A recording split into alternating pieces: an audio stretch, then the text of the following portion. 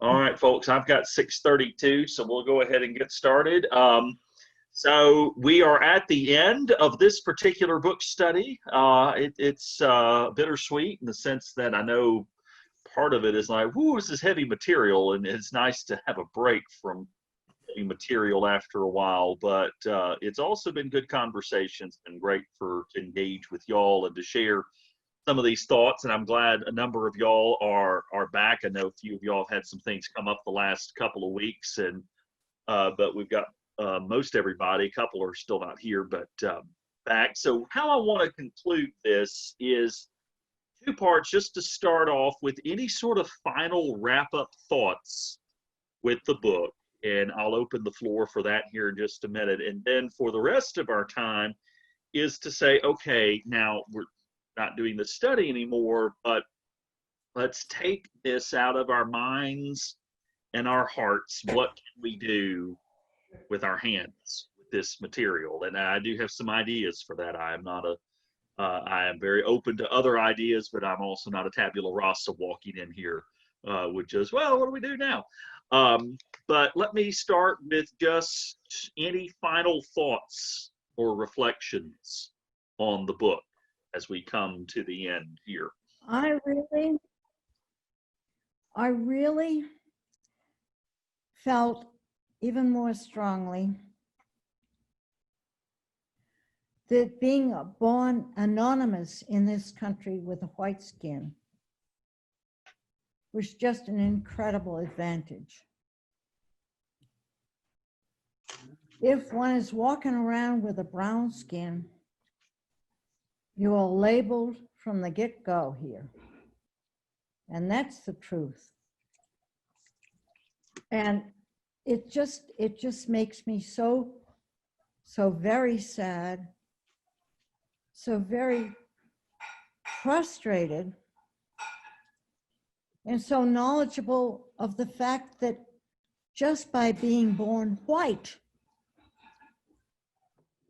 I am left from scrutiny that other people with darker skins have to endure. And it just reinforces all that I've felt since I was in grade school. We only had a few Black kids in Haverhill, Massachusetts in my schools, but that is the way it is. They are fingered by their inheritance, fingered for scrutiny.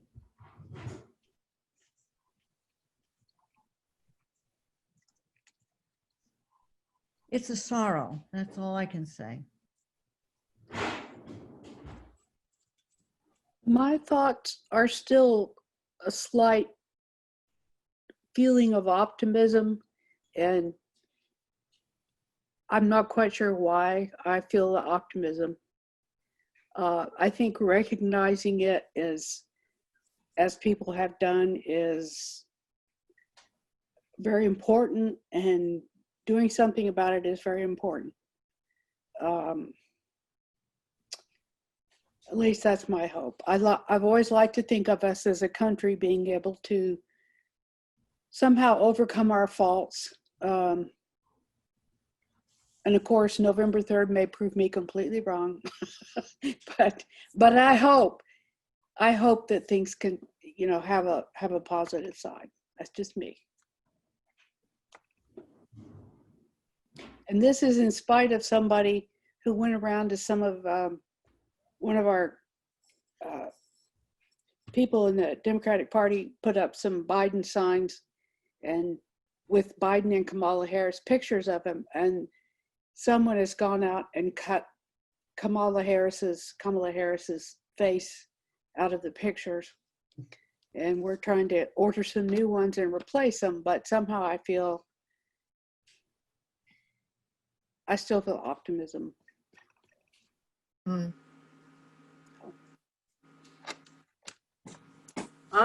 I'm really grateful for the chance to be able to feel like I can do something to make a difference in this, having this book study. gave me the opportunity. I mean, living the life I lived, I didn't have to think about that all the time. And we really can't know how somebody else lives until we want to find out. I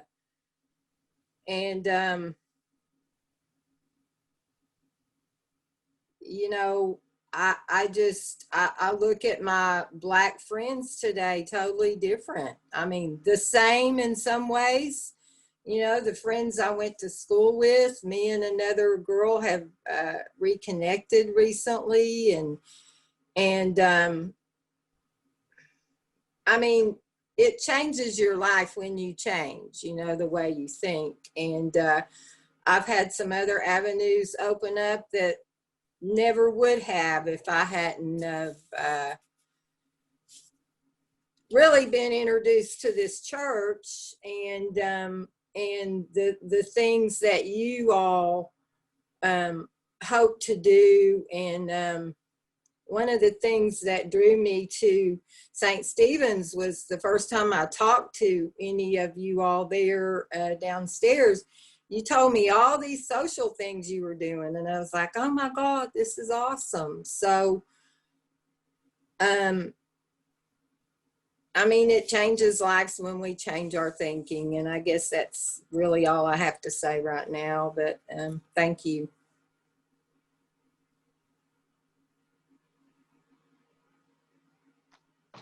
I'm also very, very thankful that we read this. I had seen the movie, but obviously there's so much more in the book, not just of the Black, and I do agree with Mary Ellen of the sadness of, so thoroughly seeing how much people who are born Black have been mistreated, misjudged. But also, I can't help but think of the women in the book, and with the passing of Ruth Bader Ginsburg, I have younger friends who say, what's the big deal? And I go, oh my gosh, I remember when women couldn't get credit cards. Yeah. I remember when women couldn't have their own bank account. There is so much that has changed in our favor. And to the small extent that I witnessed discrimination for being female, of course, it's far greater, for the Blacks. But I remember that and think, yeah, things have changed and maybe will change further with enough pressure, with enough willpower on the part of allies for the Blacks. And I do believe they need allies. They can't do it all by themselves. Mm-hmm.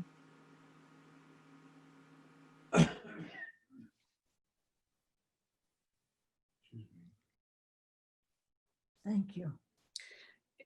To me, it's a little bit like a drug problem or a alcohol problem. You have to admit there's a problem first, and I see more people admitting, if you want to equivocate those two with racism, but I see more people that are, as evidenced by this group, with admitting that there is still systemic racism is very prolific. So I still feel that talking about it, recognizing it, taking steps to alleviate it or cope with it or whatever is good. What are the first steps here in Oak Ridge? I've heard about Oak Valley Baptist minister, and they've always been friends with St. Stephen since I was back in the 80s when I did EFM with Hattie Washington and a bunch of other people.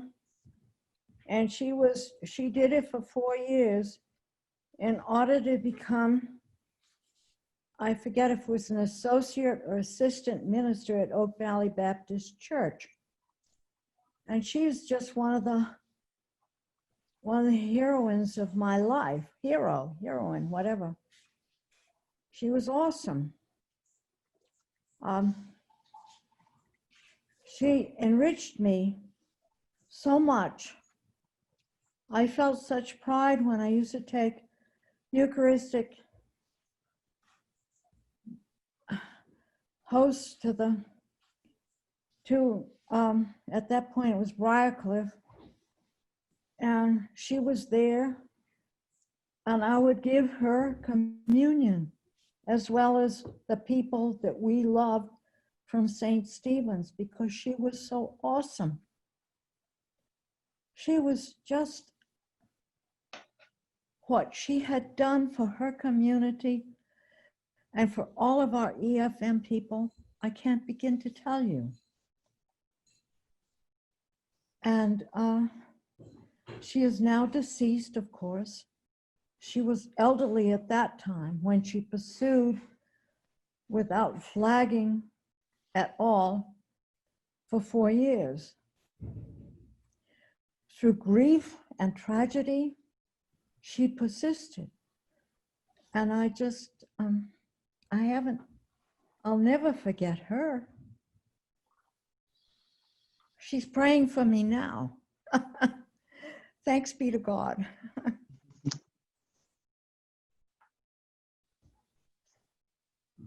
Well, I came in kind of late, so I'm not quite sure what the question was. Just Betsy, first part of this is we're just talking about any final thoughts or reflections on the book. Well, I guess my awareness of just a crack at what the issue was, because I didn't have any idea, happened a couple of years ago. And this whole topic's been kind of something to read about. And the more I read, I mean, if you don't understand there's a problem, or you don't know there's a problem, you can't do anything about it. And I think part of the problem is that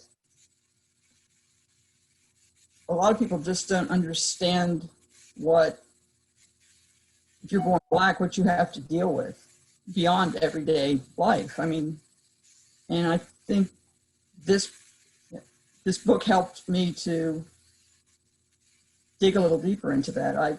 It wasn't an easy read, and the things that he points out are heartbreaking.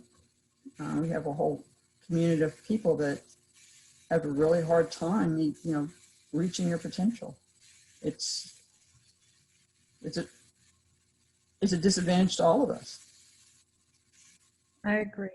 Yeah.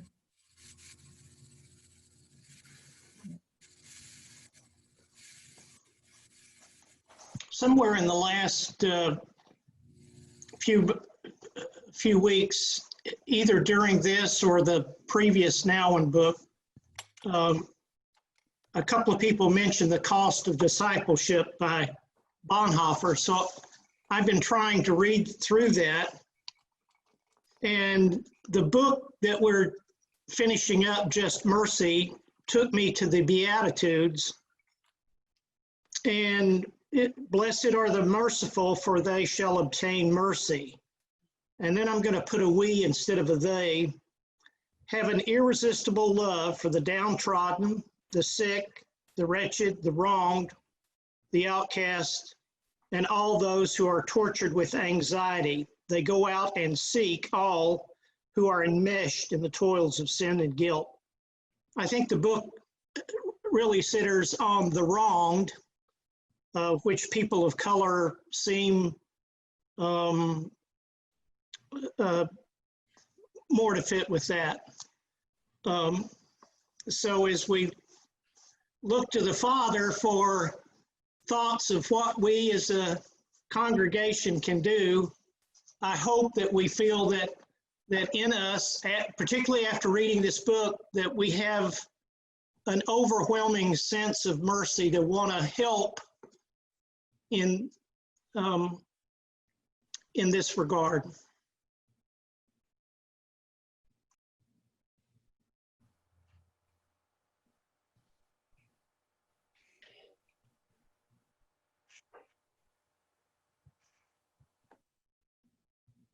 I have to share that an African-American pastor friend of mine who's in another place commented to me just not too long ago.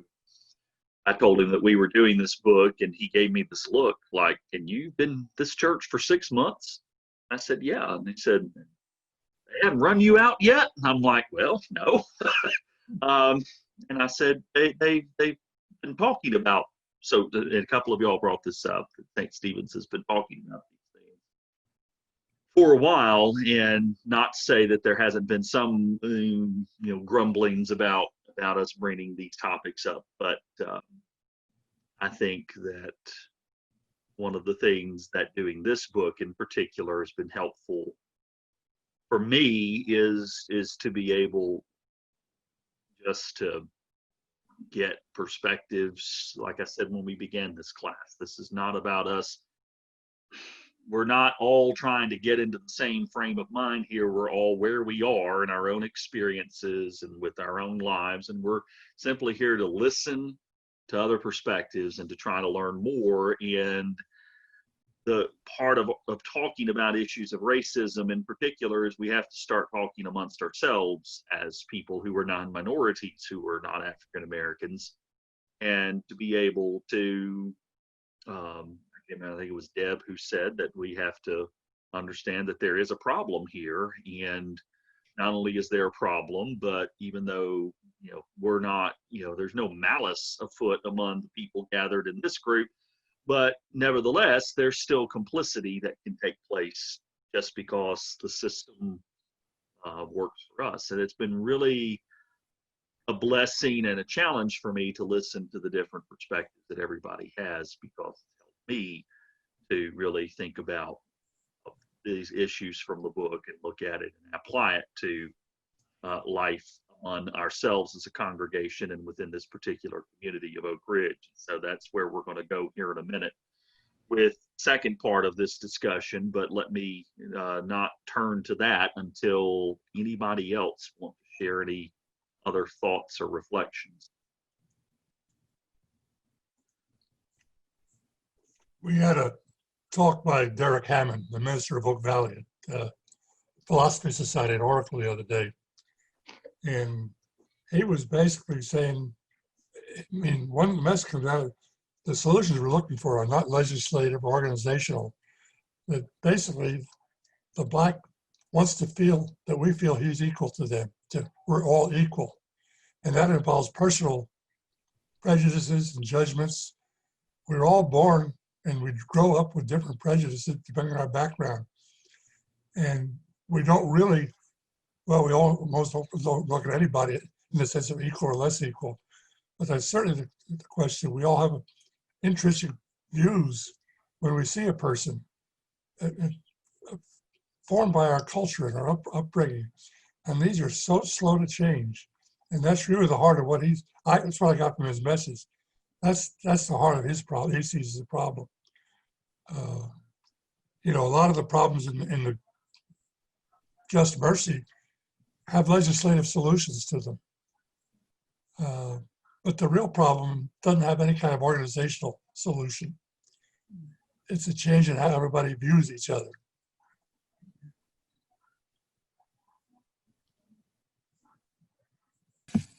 I have one little story. It goes back to 1963 in Tallahassee, Florida. And Eve and I were going with another young couple to New Orleans. And we're going to leave on Friday evening, drive all night, and then have not 2 nights, but whatever, there. And then drive back on Sunday. And I had the Black woman who'd been there helping me clean the house, and she knew the children and she knew what they liked to eat. And I had Josephine come and take care of the children. Nobody else knew them well. She did. She was very intelligent and kind. So we had rented our place from the neighbors. It was it was different. It was a big plot of land with a big house and our little house, which had been a garage. And I got back and I had given the keys to Josephine so she could drive our car. She might need to take the children to the hospital, for all I knew. 3 little boys. And so there I am, and I come back, and everything's fine. She's done everything, as I would do for a guest. She changed my sheets. She changed the towels. The kids were in good health. And my neighbor and landlady came over and sat me down and told me how offended they were that I had had Josephine come and take care of Chris, Tim, and Steve. And I was kind of taken aback. First of all, because I guess I thought this property I rented, we paid for, you know, our home. But I listened to her. They were good Episcopalians. I listened to her so carefully. And I told her that I was sorry, but I just didn't feel that way. I felt that the children were very safe with her, that they knew her, that no stranger could take care of them as she could. And I told her, if I offended you, I'm sorry, but I would do it again.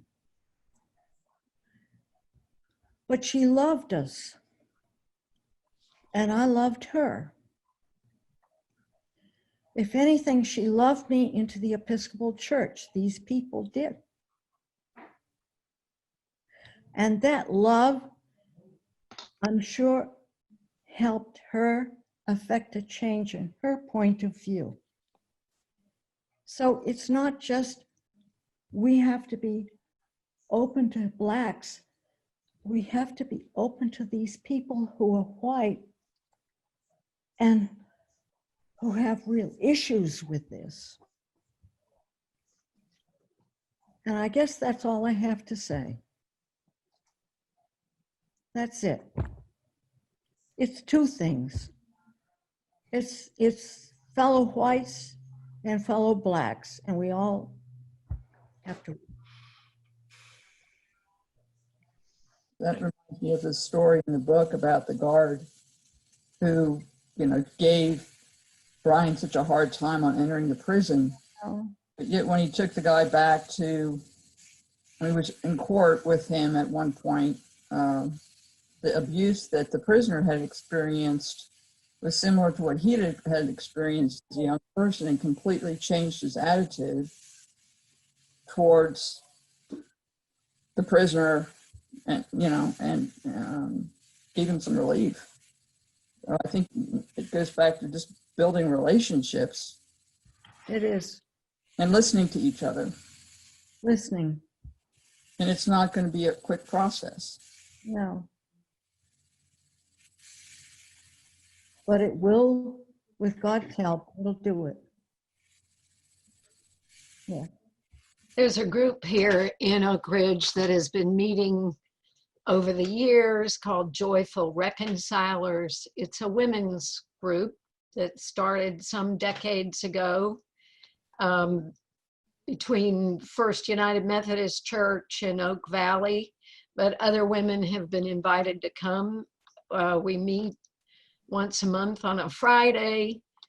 I think it's 6:30, second Friday of the month. It's now Zoom, but the whole idea of it is to have interracial friendships.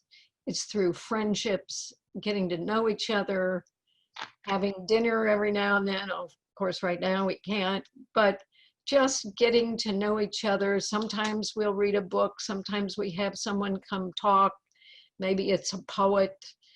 But I think it's a brilliant way that some people in Oak Ridge have been spanning the distance between Black and white in this community. I hope someday we can also include some Latina members, but it's still open to people. I just thought you might be interested. I know Friday at 6:30 isn't maybe the easiest time. It's changed at different times, but there are a number of things going on in this city that are working on friendships, fellowship, understanding each other, that I think is just marvelous about Oak Ridge.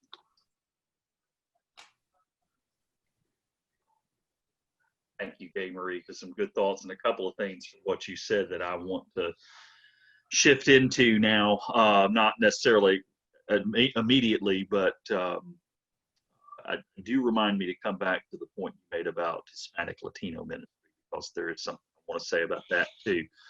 So one of my adages of ministry is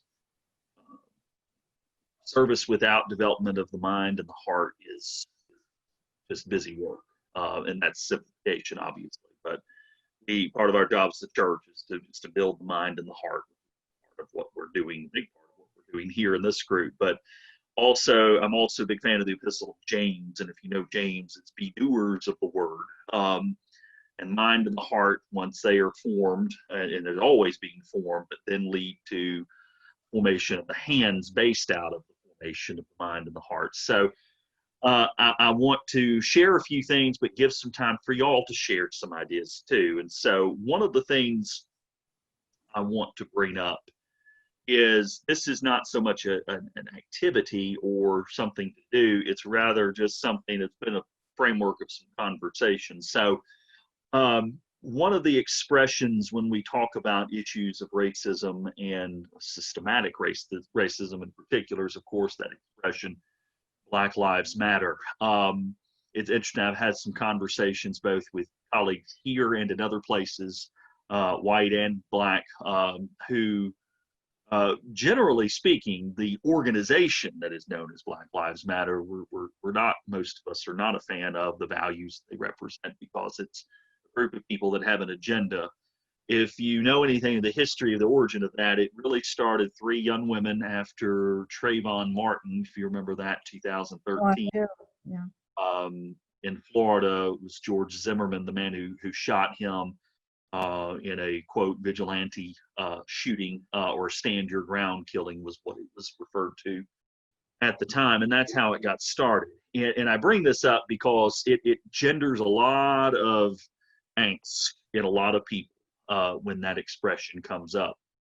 Just something for us to think about. This is for us being those who are watching this later on YouTube as well, to keep in mind what really the origin of that is. It is not an exclusive term in its original origin. One of the best things I can help you to do is you hear this expression, because it is used a lot in the African American community by lots of different people. There was a meme that was out some time ago that had a picture of Jesus standing, and Jim, you were talking about this with Bonhoeffer, the Sermon on the Mount. He's starting his talk, blessed are the poor in spirit, for theirs is the kingdom of heaven. Blessed are those who mourn, for they will be comforted. And there's a guy who walks up to the front and butts in and interrupts Jesus and says, blessed are all people, Jesus. And it's this sort of, it really is this way of reflecting that, you know, nobody really looks at the Beatitudes as being an exclusive statement, in large part because at some point in our life, all of us are either mourning or persecuted, or, you know, the blessed or the pure in spirit. It's an inclusive statement. The idea of Black Lives Matter is, as a couple of you said, it's just the idea that the history of things in this country has been that Black lives have not been treated the same. And the ministry of Jesus was to call attention to those who were the outcasts, the marginalized, and the oppressed. And so it has been a very helpful way for me. And I suggest this to you, if you hear somebody who gets all riled up about Black Lives Matter, to say that's really what that statement is about. It's not to say that other lives don't matter, or, you know, people who want to counter with all lives matter, White Lives Matter, whatever it is that people counter with, but it's something that it's been a good analogy for me. People don't necessarily always agree with it, but it disarms them to an extent where at least they might think about it for a little bit, which sometimes is all you can do, is get people to stop, think before they have a knee-jerk emotional reaction. One thing, there's several things, but one is more of what I call a system issue, and going on right here in Oak Ridge. So, and Gay Marie is part of this, be it with her leadership in Church Women United, the Oak Ridge Ministerial Association, which I have now, because of switches in my schedule, have been able to meet with now on a regular basis. And we meet like this on Zoom. We have not had an in-person meeting since I've been here, but there have been some conversations going on around some issues in the school. One of those issues right now is 2 weeks ago in our weekly breakfast meeting, as we call it on Tuesdays, we had all of a sudden blanking on his name, the principal at Oak Ridge High School, who came and talked to us about with the system in the schools. Those of you with kids know this system, and in case you don't know, right now the middle school and the high school do 2 days of in-person and 3 days of virtual learning. And Mark McDonald just came to me. Mark McDonald told us that at the high school, 51% of the students at Oak Ridge High School are failing at least one class at the moment, which is a pretty staggering number.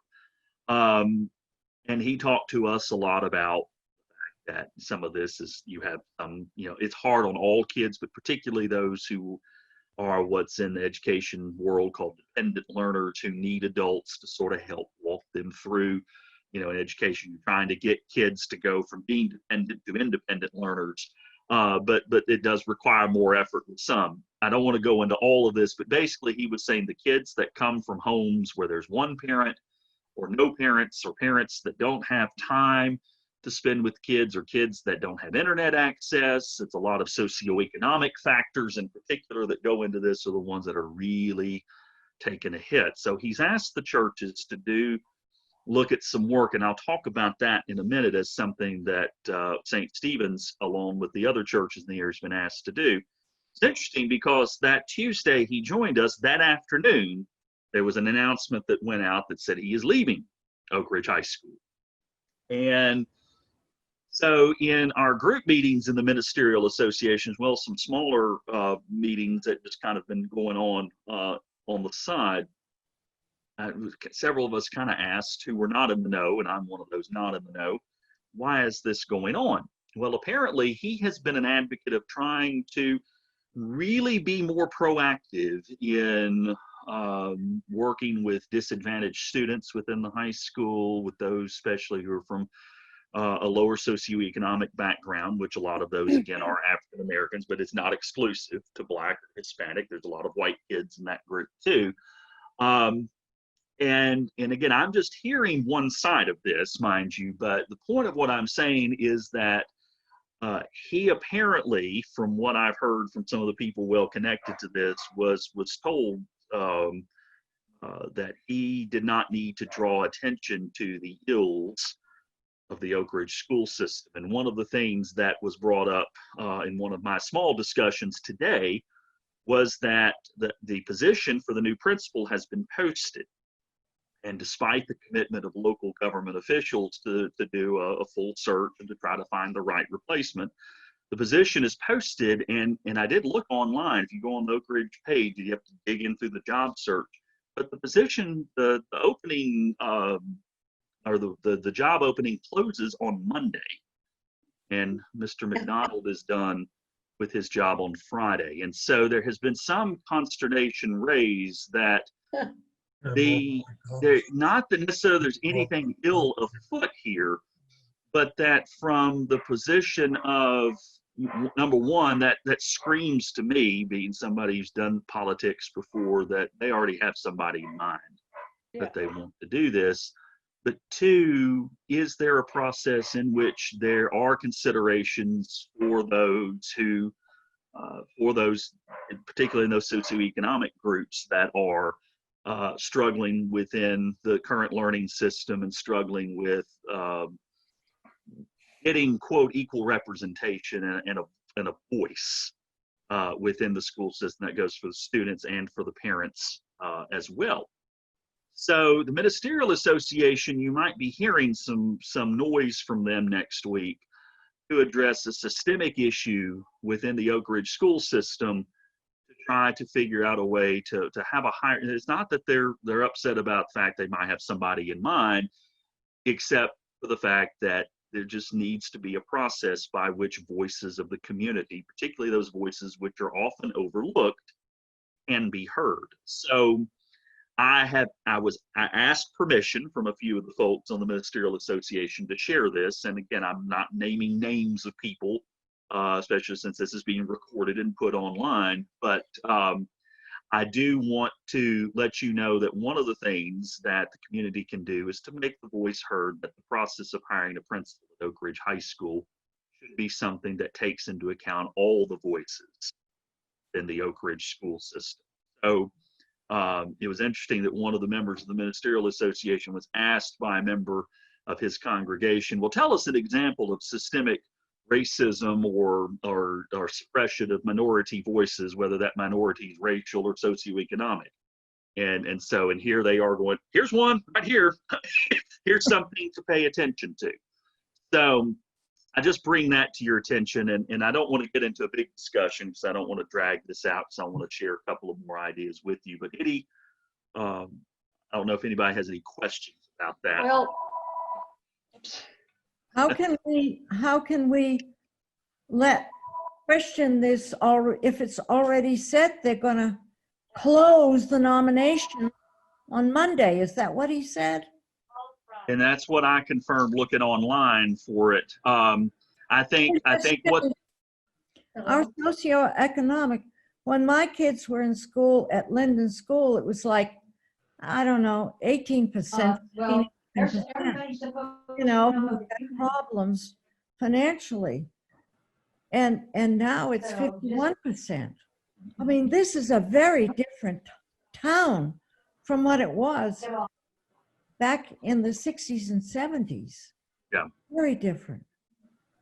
one of the things that was said too about Mr. McDonald, and again, I'm hearing this from one side, and I know there's people at St. Stephen's, a couple of whom have been on the school board in recent years, maybe more a long time ago, but that, you know, Oak Ridge schools, for good reason, pride themselves on being one of the top systems in the state. But again, from these sources that I've heard, that there is sort of this mentality that anytime you bring up the dirty laundry of the school system in a public way, that it's sort of, there's a little bit of this that gets done by folks in the higher ups. So, so I think that's, when we talk about, I know my internet's kind of cutting in and out, so sorry. I know when we talk about systemic issues, you know, this is something that, again, there's two sides to this, and I'm presenting to you one side from the conversations I've heard, but it also screams to me that there is, again, I don't see any malice necessary at this, but when you see, and from what I've been told, there's been a history of this, of just people who have, you know, kind of, quote, gotten out of line, who've left their jobs, been replaced very quickly. And so that just seems to be a pattern from what I have heard and researched. Right. So that's just something to be aware of, that if you do hear more about this, one of the things that I know local leaders who will be bringing this to light will just say, you know, let some of the, you know, let the superintendent know, let some of the people on the school board know, and just say, hey, let's have a little more transparency about what's going on in this, and make sure voices that often are not listened to or don't have an equal footing in this process are, you know, you at least spend some time listening to those voices. And whether that actually makes a difference or not, at least awareness can be made of that. So there is also a history of bringing things up. I don't know if you're aware, Derek Hammond and the police chief and the priest of St. Mary's this is maybe about 6 years ago, started a series of discussions about racism and what are some issues in Oak Ridge. They did bring up issues about the high school and looking at how many Blacks were failing in different aspects. And so there was a huge, well, how huge? There was a large community effort of people, white and Black, from a number of churches who got together over a period of time talking about these issues. It sort of morphed into this Oak Ridge Solutions on Racism group. Many of the same people who were part of the initial group ended up there, but I'm glad somebody's trying to bring this up again to get average citizens involved, not just, you know, city managers and the school board. The whole idea was there can be some solutions outside of the institutional framework, if you want to hold it that way. But thank you for sharing that with us. You know, this is really ironic because when Martin was hired, one of the reasons he was hired, he had been so successful integrating the chicken farmers in North Carolina, kids, into the school system successfully, and the Hispanics. But I will say that my first thought is that this is not a time to be without leadership at the high school. It's a very difficult time, and leaving that office open is not too The good. school board made the decision to get rid of him, or somebody else? I don't think that's known, is it? I don't know. I mean, I know he chose to leave. Whether there was other forces at work, I really don't know that. Don't care to speculate on that. Right. But there was stuff going on behind the scenes as far as just some grumblings. I have pretty good sources that say Well, that. there's always grumblings. It seems to me that the Oak Ridge school system, and I was part of it, wants to be seen as being very elite. And there are a lot of articles about a small number of kids who are building rockets that are going to be sent off into space, and kids that can design computers and all that. As one who taught some of the low ones, I know there's a whole bunch of them. And I used to teach remedial reading at Roberts Hill for a while. And I do see that there's much more interest in the upper bunch than there is in the lower bunch. And you cannot say that there aren't any in Oak Ridge. All you have to do is walk through Willowbrook and talk to Joe Bruce and the people there who are working with these kids who come to school with no socks or no panties or whatever. And she called St. Stevenson and said, "Can you give us money for underwear?" So you get the impression that maybe there's a problem there.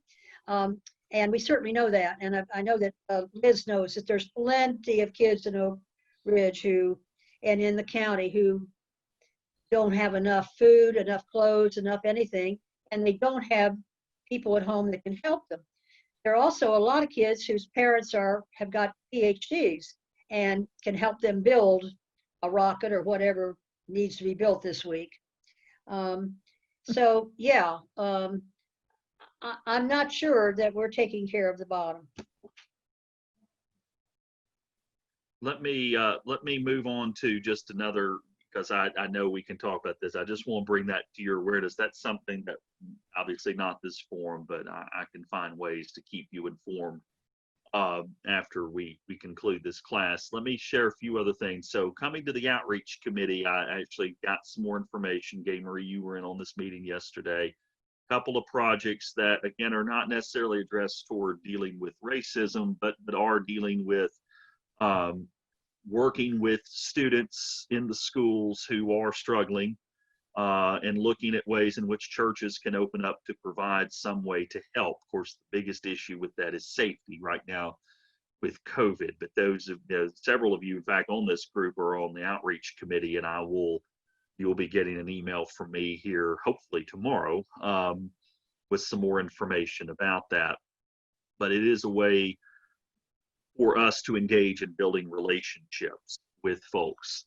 Two other ideas that I want to suggest. I brought this one up a few weeks ago, and again, would be whenever the timing with COVID is right. But I have talked with a couple of y'all, and then with some others, about this ministry called Laundry Love. And if you remember me talking about that a few weeks ago, the idea where churches or organizations take over a local laundromat. And of course, we were talking about that with the KKK and washing their sheets a few weeks ago. But taking over a laundromat, which is a way, I mean, you're providing, a small economic help to these folks, but really the idea of it is it's a great way to interact and just meet people that I can't assume this, but I would imagine most of us, if not all of us here tonight, probably have our own washer and dryer, which having lived for some time,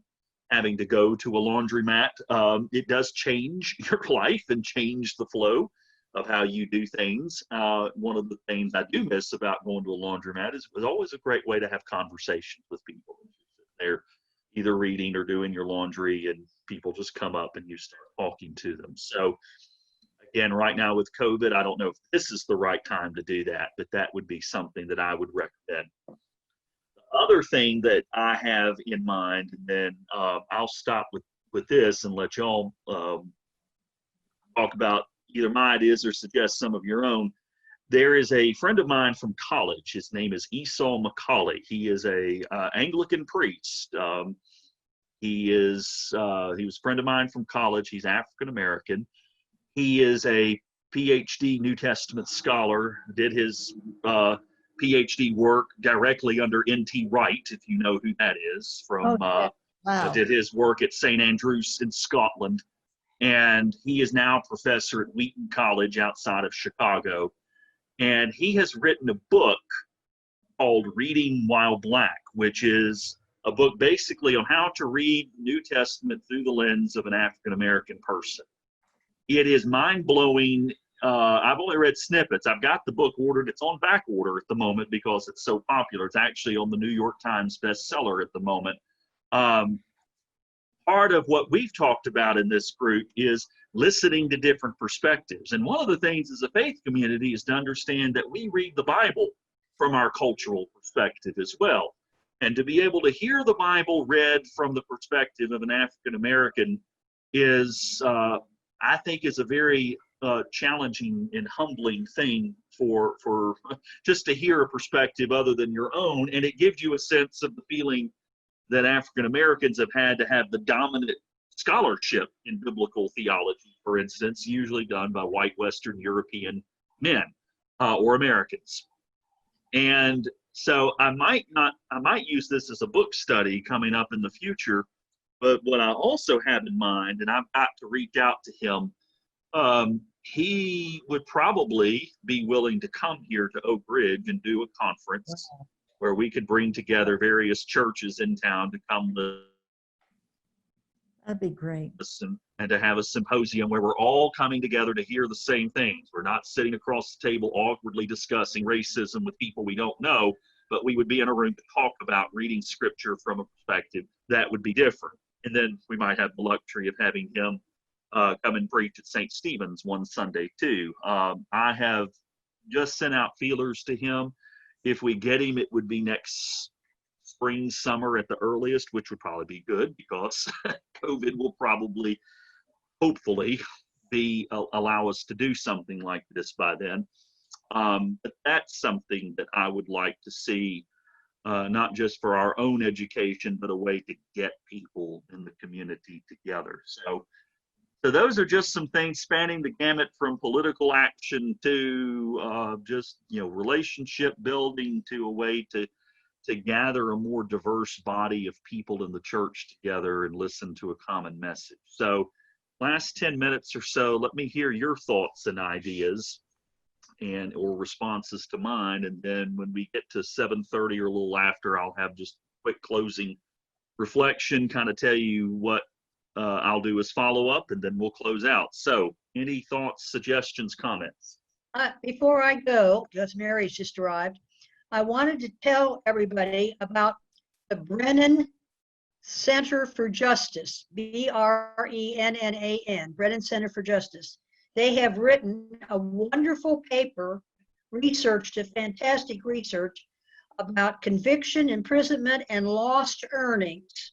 And it is utterly fascinating. In the first place, the tables that are in it of various things about, how many people are incarcerated, how long, all that kind of thing. But also, they have figured out that when you are incarcerated, wherever age you are, when you get out, your earnings are never the same. Of course, you've lost the earnings while you're in jail, but you also just never catch up in any way. And they've added it all up, and it's enough to buy every person who's ever been in jail a $500,000 house and money left over. So it's a fascinating thing. Brennan Center for Justice, and the paper is called, it's got a long title, but basically it's Conviction, Imprisonment, and Lost Earnings. It's a major title of it. And with that, I'm going to have to Where is go. it available? Sorry. See you Where- all later. Available, Judy. Let me write down. You can Google Brennan Center for Justice, and I think you can find it on their website. Let me look. Okay, thank you.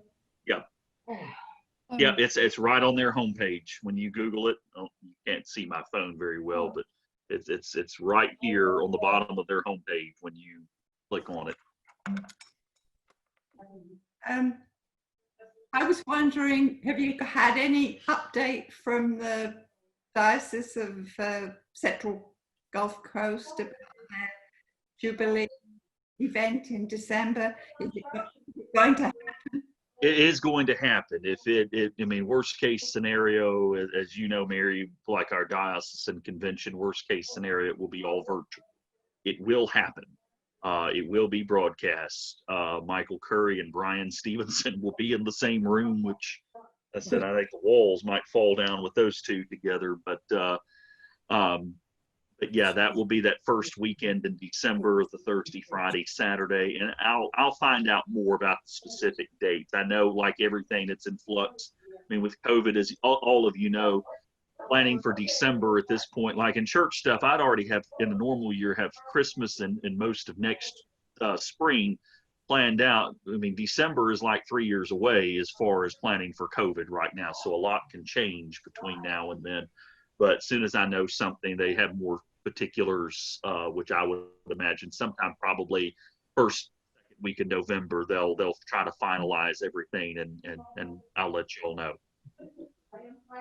Is there any chance, is there any group in town that also involves men? I Yes. mean, Silas is women. Yes. Following the vein of joyful reconcilers, to have Judy turn. Let me mute Judy here. Let me mute her real quick. There we go. Sorry. Well, thought I had it. There we go. Sorry. There is a men's group like Joyful Reconcilers that was started at the UU Church. I'm not sure who is leading it, but Leonard Vaughn might know. Vaughen. He is one of the co-leaders of the Oak Ridge Solutions on Racism. Tell me about that. Solutions on Racism. Okay, Oak Ridge Solutions on Racism. I tell you what, I wrote up the article for the newspaper 2 weeks ago. Why don't I send that to you? Because it would take a while to explain it. But Just put it on the email. yeah, and I would send it to the whole group so people would know about it, and other people can join. But basically, it's on. Oh shoot.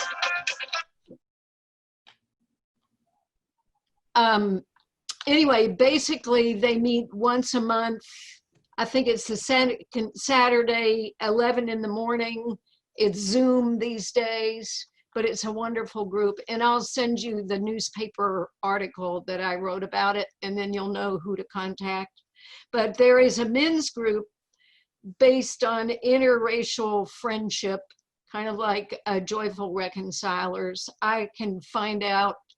Leonard Vaughn might know who it is, but I know who mentioned it in her talk was Valerie Roberson. She gave a talk at Women's Interfaith Dialogue about ORSOR. And I will also send out the Zoom link. You can hear her speak about that group. It's really great. I introduced her, and please ignore how terrible I did. My words were good, but I didn't figure out where I was supposed to look. So I was new to this whole Zoom presentation. But Valerie was fantastic in explaining the history of a lot of these groups. But I raised my hand because here's what I hope for St. Stephen's.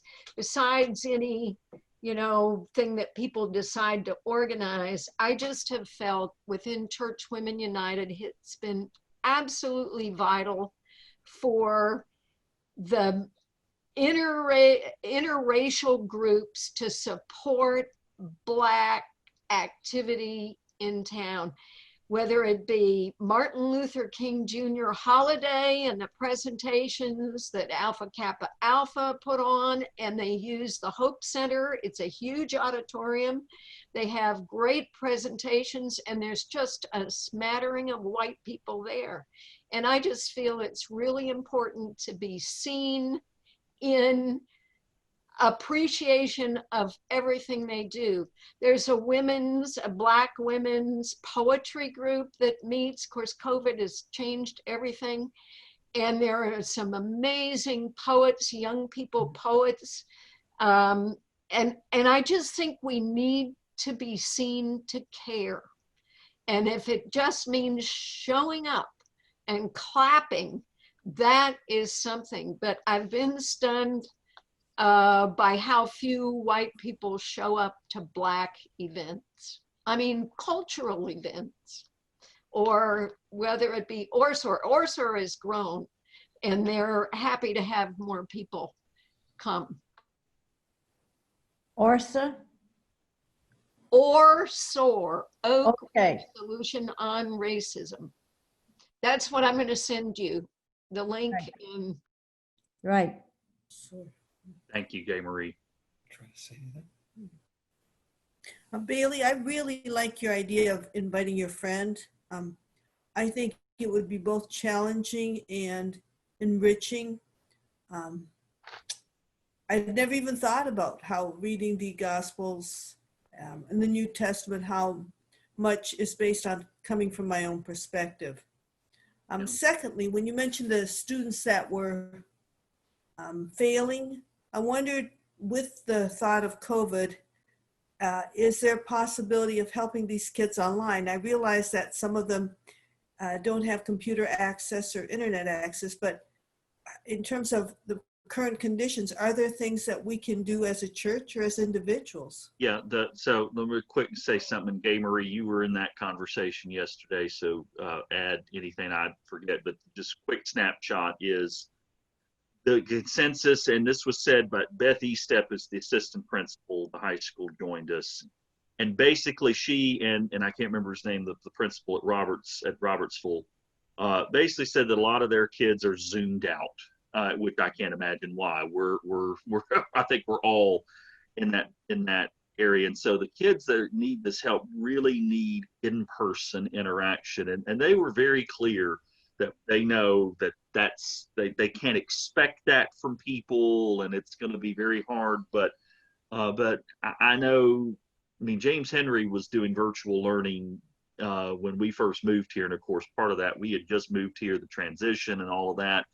But and Sarah was sitting down with him every day doing it, and even with that, I mean, it's just not a whole lot sticks in. When now that he's engaged in in-person school, it's a night and day difference. I mean, that's not a surprise to any of us, but that's where they're coming from, is if there are churches that are willing and people at these churches who were willing, of course, social distance guidelines and masks and all of that stuff would be mandatory for that. And we'd have to have a max number. And they actually would like to come to each of the churches that offer to do this, see the space so they can get an idea of what would be done. But the emphasis is definitely on in-person work with these kids. Basically tutoring. Helping. Tutoring, but to some extent, and you know, yeah, if we, you know, we know that they need help with English, we, you know, people that might have more strength in English, or if it's math, people with more strength in math, but it's not specifically tutoring, but rather just sort of engaging them. How you doing on your assignment? Can I help you? You know, everything okay? You're building relationships with these kids, which is part of what teachers obviously do in the classroom. Right. A big part of the work of a teacher is not just the material that they share, but building the relationship. Yeah. Yeah, and it struck me, it's kind of a guided study hall, as it were, so that there would be more individual attention to the kids, like, hey, were you able to read whatever this assignment is, keeping them on task, or helping them develop a plan for studying. So it's not so much you're teaching them, but the schools will give some kind of training to those who want to be part of this, so that you're not just left on your own devices to figure out what it is you're supposed to do. Good. Time for one more comment, then let's wrap up. Anybody else? So then let me wrap up with this. Again, thank you all, not just for tonight, but for being here. Some of you have been here every week. Some of you had things off and on going on. Those of you may have been here 1 or 2 weeks who may be watching this on YouTube. Thank you. All of you on YouTube, thank you as well. What I'm going to do is, in our October Evangel, I'm going to talk about some of these things that I just mentioned to you and throw those out to the parish, and want this now to start spreading in some way to the wider parish. And you know, some of these ideas, in fact, all of these that are in-person stuff, even what you were just asking about, Liz, whether we're ready for these or not, that's going to be a discerning factor. When we are able to do more in-person stuff, though, I don't want these things just to slip away and fall away, that we've had these nice conversations and then we just kind of go back to business as usual. Part of the work of the church is we're always growing and always learning, and you know, the occasional shaking of the tree to keep us from being too complacent, and knowing that part of the gospel is going into places where we need to shine some light and bring out some brokenness that's part of us as individuals and as a community. So I invite you to share any more thoughts you have with me about things going forward. I will be engaged, as I said, with the outreach committee to talk about some of these things, but I do want to communicate some of what we've talked about and give a synopsis of what we've talked about in this group to the wider parish, and as I hope to keep this going. In the meantime, on your own, in your own places of conversation within our parish, you know, if you find an opportunity to bring some of this conversation that we've had throughout this series up, I would invite you to do so as a way to say this is a big deal, and part of our job as a church to call attention to these things. Deb. What's the best email to reach you generally? Just curious, because there's a bunch of them, and sometimes. Yeah, don't use the rector at St. Stephen's, because I'm not the rector, so don't use that email. I'm the priest in charge. You can either use Bailey at ststephensor.org, or I just, or my personal email, which if you want, I can send you a link. I don't like to give that one out over online platform. But Bailey at ststephensor.org does reach me. Okay, just curious. Well, I've probably used the wrong one. No, I got yours. Yours did come through. Yes, I got it. I just got it. Yes. No, it's good. Did you get mine? I sent you yesterday. I didn't get it till today, but yes, I saw it. I will probably get around to later tonight or tomorrow. So, Right. so Okay. thank you for that. So, It was a great book. Thank you for arranging it. I really enjoyed this group. I'm sorry I missed a couple of times, but it's very, very thoughtful. Thank you, everybody who took part. yeah, kudos. Thank you as well to everyone. Thank you. All Good right. to see everyone. Everyone have a good night, and there'll be some stuff, continuing Christian ed stuff coming up that you'll see announcements for. So, but thanks all, and we'll Thank see you. you around. Okay, thank you. Good night.